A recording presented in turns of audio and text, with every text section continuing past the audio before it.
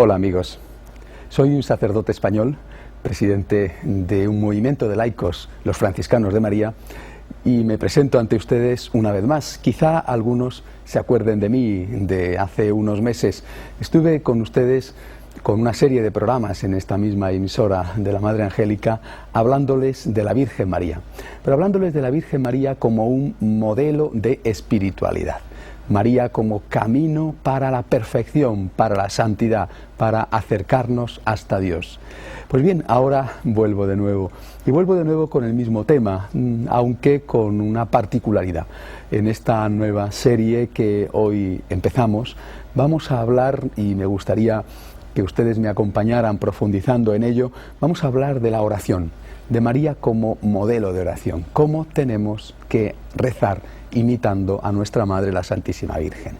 Quiero dedicar esta primera parte de este primer programa a hacer una introducción, un repaso, un recuerdo de lo que ya vimos hace unos meses en la otra serie, a propósito de la espiritualidad de la Virgen María. Quizá ustedes ya lo recuerden, pero a lo mejor están viendo el programa por primera vez y por eso creo que es bueno hacer esta introducción, este repaso. Lo primero que nosotros, como cristianos, encontramos al acercarnos a la Virgen María es que ella era una mujer creyente, antes ya de ese 25 de marzo en el cual la Virgen María tuvo por primera vez acceso a la historia, es decir, cuando el ángel Gabriel se le apareció de parte de Dios y tuvo lugar la encarnación. Y esto creo que es importante recordarlo. La Virgen María no es alguien que aparece en esa historia de la nada. Ella es hija de un pueblo, ella es una mujer creyente en una religión que era la religión revelada por Dios al pueblo elegido, que era el pueblo judío. Si nosotros olvidamos esto cuando nos fijamos en la Virgen, estamos corriendo un grave riesgo, y creo que ese es, en parte, uno de los problemas que han tenido algunos cristianos en estos últimos años. Haber olvidado todo ese depósito revelado, ese depósito de la fe que está contenido en lo que llamamos el Antiguo Testamento. La Virgen María, antes de aquel 25 de marzo en que tuvo lugar la encarnación, era una muchacha creyente en la religión judía, que era la religión que hasta ese momento había ido revelando Dios nuestro Señor. Y nosotros, cuando nos fijamos en la Virgen para imitarla, para intentar amar a Dios y amar al prójimo como ella amó a Dios y amó al prójimo, lo primero que tenemos que hacer es fijarnos en ese punto inicial de la fe de la Virgen. ¿Qué destacamos de ese primer elemento de la espiritualidad de la Virgen María? Destacamos la fe en un Dios que es Señor, que es todopoderoso y que es creador. Más adelante veremos cómo la revelación de Jesucristo, cuando lleva a la plenitud, hasta el final, la consumación, todo lo que Dios quería enseñar a los hombres, veremos que ese Dios es también Padre. Ese Dios es amor, ese Dios es misericordia, ternura, que llega hasta el extremo de entregarse y entregar a su Hijo único para que muera en la cruz por nosotros. Pero ese Dios revelado en la Virgen María, revelado en Jesucristo, y que la Virgen María conocía en aquel 25 de marzo, ese Dios es el Señor, es el Todopoderoso, es el Creador. Por lo tanto, nosotros lo primero que tenemos que imitar de la Virgen es una actitud de respeto ante Dios, una actitud de adoración ante Dios, una actitud de considerar al Señor como lo más importante en nuestra vida. Dios tiene derechos sobre mí y yo tengo deberes para con Dios. Estos deberes para con Dios los hemos olvidado en estos últimos años. Hemos pasado a la segunda parte, decisiva, importantísima, de plenitud, que es la revelación de Dios como Padre y como misericordia, pero hemos olvidado todo lo anterior, todo aquello que también la Virgen María era. Primera parte, Dios, por lo tanto, tiene derechos sobre mí y yo tengo obligaciones para con Dios. No puedo tomar el nombre de Dios en vano y no puedo tomar en vano las obras de Dios. Segunda parte que nosotros aprendemos a imitar de la Virgen, que precisamente porque ella tenía esa fe en Dios, ella fue capaz de decirle al Señor a través del ángel Gabriel: aquí está la esclava, hágase en mí según tu palabra. La Virgen aparece en la historia con esta frase: aquí está la esclava, hágase en mí según tu palabra. Es la frase que representa una actitud, una decisión, un comportamiento por parte de alguien que sabe que Dios tiene derechos sobre ella y que esos derechos Dios no los va a ejercer para el mal de la persona, sino que lo que Dios nos pida va a ser lo mejor para nosotros. Y conviene no olvidarlo nunca, cuando en nuestra vida tenemos y atravesamos tantos momentos difíciles, momentos en los cuales inevitablemente se nos produce un gran desconcierto, cuando nosotros no entendemos el por qué nos están pasando ciertas cosas. Ese es el momento de fijarnos en la Virgen María y de mirarla a ella el 25 de marzo, día de la Encarnación, o mirarla a ella al pie de la cruz y darnos cuenta de que ella siempre, como creyente en un Dios todopoderoso que era también Dios Padre y Dios Amor, siempre estaba diciéndole a Dios y enseñándonos a nosotros: Señor, hágase en mí según tu palabra. Hay veces en que la voluntad de Dios la entendemos, la disfrutamos, comprendemos que realmente es lo mejor. Y hay otras veces, muchas, en que la voluntad de Dios es un misterio. ¿Por qué nos están pasando estas cosas? ¿Por qué están pasando estas cosas a los nuestros? Ese es el momento de la fe. Y ese es también el momento de decirle a Dios: no entiendo nada, y sin embargo sé que tú me quieres y que tú, Señor, eres amor para mí. Y por lo tanto es el momento de decirte a ti: Dios mío, soy tu siervo, hágase en mí tu voluntad, aunque yo no entiendo en qué consiste y por qué ocurre ahora esta voluntad tuya. Otro punto importantísimo en la espiritualidad de la Virgen María, siempre siguiendo con este esquema, como les he dicho al principio, que intentamos practicar nosotros los franciscanos de María, otro punto importantísimo es el lugar que ocupa la caridad, el lugar que ocupa el amor. Si el objetivo de la Virgen, ya como creyente judía, iluminada después por la revelación que trae su Hijo Jesucristo, si el objetivo de la Virgen era hacer la voluntad de Dios, María es la que descubre que la primera de todas las voluntades de Dios es la caridad. Ella, con su vida y después como discípula, primero como maestra en la infancia de Jesús y después como discípula suya, está llevando a cabo aquello que el Señor nos enseñará en aquella bendita noche del Jueves Santo, cuando dijo: os dejo un solo mandamiento, que os améis unos a otros, y que os améis unos a otros como yo os he amado. María es un modelo perfecto de cumplimiento de ese mandamiento del Señor, la caridad. Pero quizá aquí conviene detenernos un momento para darnos cuenta exactamente, con precisión, de cuáles fueron las palabras de Jesús. El Señor no dijo el Jueves Santo: os dejo un consejo, o bien expreso un deseo. Dijo: os doy un mandamiento, os dejo una obligación, el amor, la caridad. Para nosotros los cristianos, y cuántas veces lo hemos olvidado, el amor es una obligación, es un deber. El amor, que tendrá naturalmente multitud de manifestaciones y que habrá momentos en que sepamos con más claridad cómo tenemos que hacerlo, y habrá momentos en que nos encontremos en la duda porque nos dará la impresión de que estamos sometidos a dos deberes, a dos obligaciones. Pero en todo caso, el amor para nosotros es un deber y es una obligación. Aquella muchacha que se encuentra solicitada por Dios a través del ángel entiende que aquello que ella tiene que hacer es un deber, no es una opción. Aquella mujer que más tarde acompañe a su hijo a la cruz entenderá también que el estar allí en aquella tarde del Viernes Santo no era una cuestión optativa, era un deber, era una obligación. Por lo tanto, el Señor nos deja el deber de amar y la Virgen María es aquella que nos lo pone de forma práctica, realizado delante de nuestros ojos. Y ese deber de amar, queridos amigos, ese deber de amar, tenemos que hacerlo de forma especial con aquellos que más lo necesitan. La Iglesia insiste en que tenemos una obligación preferencial, no exclusiva, no excluyente, pero sí una obligación preferencial de estar al lado del que sufre. Fue el propio Cristo el que dijo: venid benditos de mi Padre, porque he tenido hambre y me habéis dado de comer.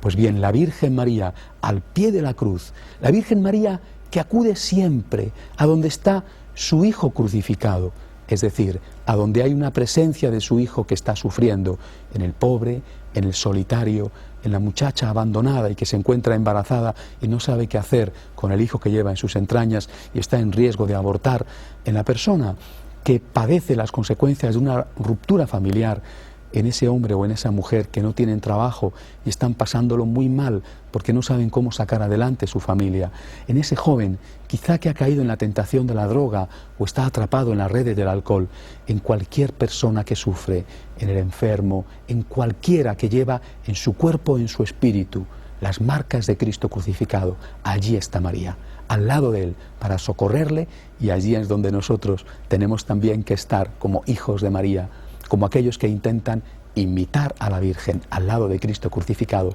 para darle el amor de la Madre, para darles auténticamente la esperanza.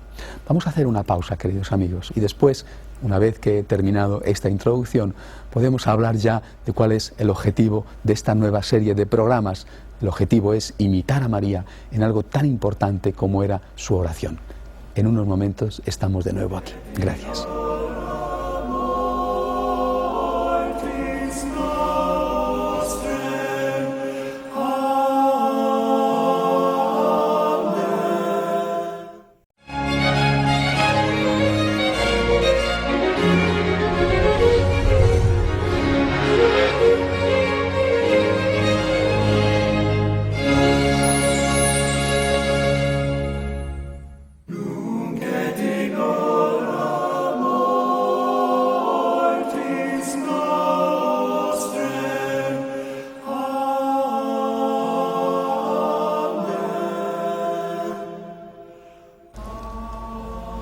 Bien amigos, ya estoy aquí de nuevo de vuelta después de esta breve pausa y quiero empezar hablándoles de un libro, porque resulta que todos aquellos programas de la serie anterior a propósito de la imitación de María los puse por escrito y han conseguido algo para mí sorprendente y maravilloso, que es un premio de espiritualidad de la editorial en lengua española quizá más importante que haya, la editorial Planeta, a través de una de sus sucursales, Martínez Roca. Este es el libro, María, Camino de Perfección.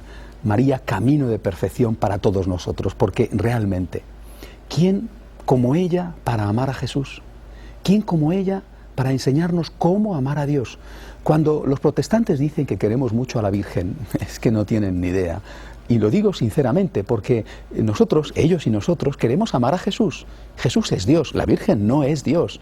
Pero, ¿quién como una madre para amar a un hijo? Nadie puede amar a un hijo como a una madre. Por lo tanto, si nosotros queremos amar a Jesús, que es Dios, nadie como María para enseñarnos a amar a Jesús. Y también nadie como María para enseñarnos a rezar, para enseñarnos cómo hablar con ese Dios que ya hemos aprendido de ella, que tiene que estar en el primer lugar de nuestra vida. Pero a propósito de esto, a propósito de la oración, que como les he dicho es el tema de esta nueva serie, quiero empezar hablándoles de alguna definición de oración. Seguramente que ustedes ya las conocen y que pueden decirlas seguramente mejor que yo. Algunos dirán rezar es hablar con Dios, y es verdad. Y quizás si recordamos aquella famosa definición de Santa Teresa de Jesús, orar es tratar de amistad, tratar en intimidad con aquel que sabemos que nos ama. Y es verdad, orar es estar con Dios, hablar con Dios, contemplar a Dios, tratar de aquellas cosas que son íntimas, que están en nuestro corazón, con aquel que sabemos que nos ama, con Dios nuestro Señor. Pero si eso es la oración, también es cierto que en estos últimos años se ha producido en torno a la oración un conflicto. Yo diría que un conflicto estúpido, injusto, pernicioso. ¿Qué conflicto? El conflicto ha consistido en enfrentar la oración con la caridad. Ha consistido en enfrentar la oración con la actividad. Y así, algunos han dicho, lo importante es rezar. Y otros han dicho, no, no es cierto, lo importante es ayudar a la gente necesitada, estar al lado del que sufre, evangelizar incluso. Es decir, por un lado estaba la opción de los que pensaban que sin oración no había nada que hacer, por otro lado estaba la opción de aquellos que decían que sin actividad el cristianismo no era más que mera palabrería. Y cada uno, por desgracia, cogía los textos evangélicos que aparentemente venían a confirmar su opinión.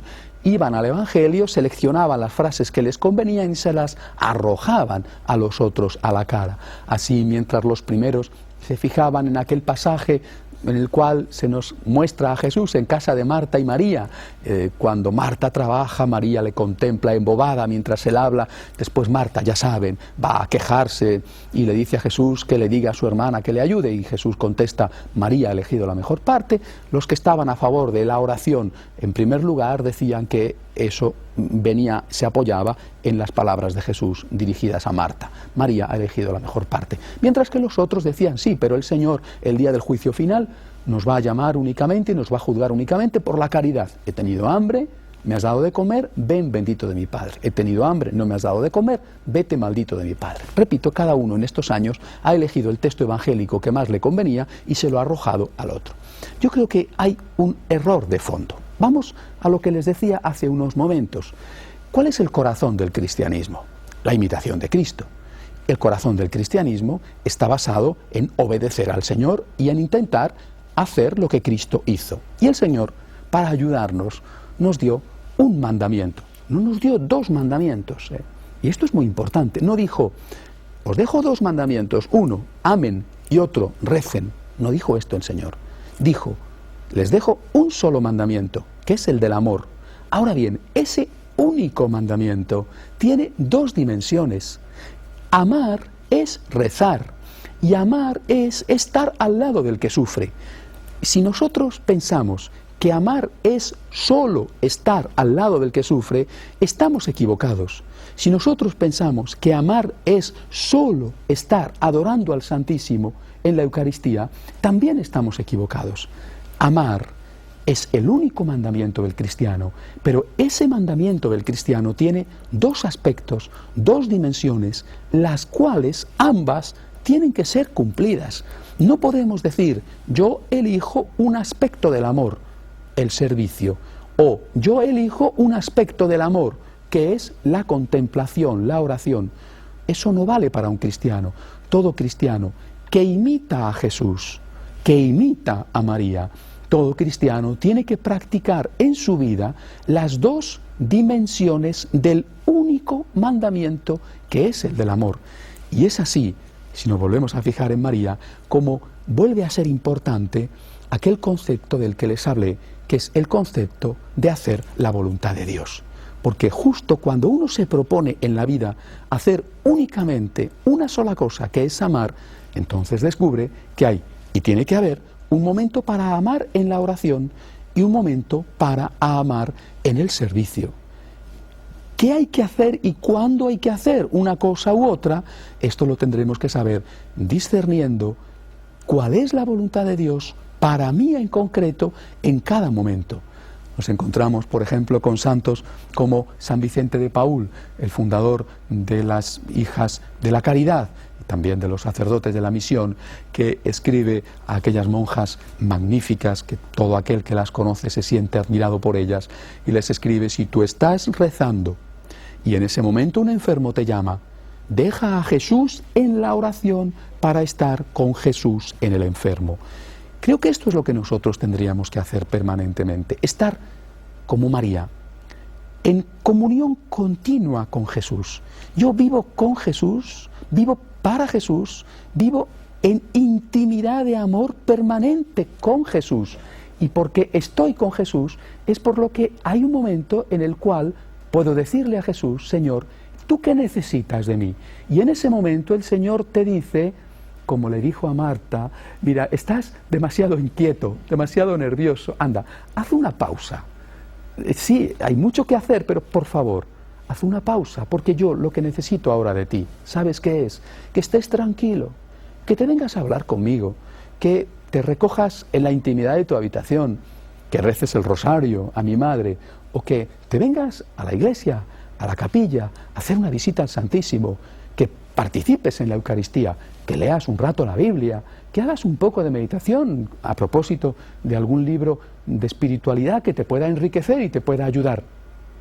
Cuando uno está en esa intimidad con el Señor y le pregunta en cada momento: Señor, ¿qué quieres que haga? Hay muchos momentos en los cuales el Señor en tu corazón te dice, párate y reza. Necesito tu compañía, necesito que estés conmigo, necesito verte y tú necesitas verme, necesito verte para consolarte, para orientarte, para corregirte, para darte esperanza. Deja todo y vente conmigo. Pero hay otros momentos en los cuales el Señor nos dirá justo lo contrario. El Señor nos va a decir en otros momentos, mira, ahora lo que necesito es que estés al lado de esta persona. O ahora lo que necesito es que seas un buen profesional, que cumplas bien tu trabajo, que estés justo haciendo aquello que tienes que hacer, que te olvides de a lo mejor en este momento de ponerte de rodillas delante del sagrario para ponerte de rodillas delante de una persona necesitada. Siempre será estar con Dios. Yo creo que esto es lo primero que tenemos que tener presente a la hora de tratar sobre la oración. Si esto lo tenemos claro, vamos a resolver muchísimos problemas prácticos. Y sobre todo, vamos a terminar con esa estúpida dicotomía, con esa división en que han pretendido unos y otros introducirnos en estos años. Vamos a terminar con la elección entre amar y rezar. No puedo hacer esa elección. Yo tengo solo una obligación, que es amar. Pero hay un momento en el cual voy a amar estando en la iglesia delante del Santísimo. Y hay un momento en el cual voy a amar cumpliendo con mi obligación profesional, o atendiendo a mi familia, o incluso divirtiéndome, descansando, durmiendo, paseando y hablando con los amigos. Es famosa aquella anécdota de Santo Domingo Sabio, cuando, ya saben ustedes, murió muy joven, era uno de los discípulos aventajados del fundador de los salesianos, San Juan Bosco. Cuando le preguntaron, estaba jugando, era un niño, un adolescente, ¿qué harías tú si te fueras a morir en este momento? Y él contestó, seguir jugando. Claro, porque una persona que ama nunca deja de amar. Ama cuando reza, ama cuando trabaja, ama cuando juega. No podemos reducir el cristianismo a la oración y no podemos vivir un cristianismo sin oración. Yo tengo solo un deber, que es el deber del amor. Y realmente María es aquella que nos ofrece el mejor de los ejemplos. Fíjense ustedes en ella. Fíjense en ella cómo, por ejemplo, en Belén está pendiente del bebé, le cuida, le alimenta, le da calor. Es decir, hace un servicio, pero es que no le contempla. Es que no habla con Dios incluso cuando le tiene en sus brazos, y después cuando le protege camino de Egipto hace un servicio, y más tarde cuando en la intimidad de la casa de Nazaret ella, maestra del pequeño Jesús, le está educando, le está enseñando, le está hablando de tantas cosas humanas y divinas, es que a la vez no estaba hablando con Dios. En la Virgen María se produce la unidad, en la Virgen María se produce el equilibrio. Nadie como ella para enseñarnos a hacer la voluntad de Dios. Y realmente nadie como ella para enseñarnos cuándo es el momento de rezar, y tenemos que cortar con todo, y tenemos que hacer una pausa y absolutamente olvidarnos de toda esa gran cantidad de ocupaciones que intentan atrapar nuestro corazón. Es la hora de la oración, pero también nadie como ella para decirnos, mira, es la hora de la actividad. Es la hora de estar al lado de mi Hijo y de mi Hijo crucificado. María, camino de perfección. Ella, la Virgen orante. Ella, la Virgen sirviente. Ella, la Virgen que no hacía otra cosa en su vida más que amar. Adiós. Hasta la semana que viene.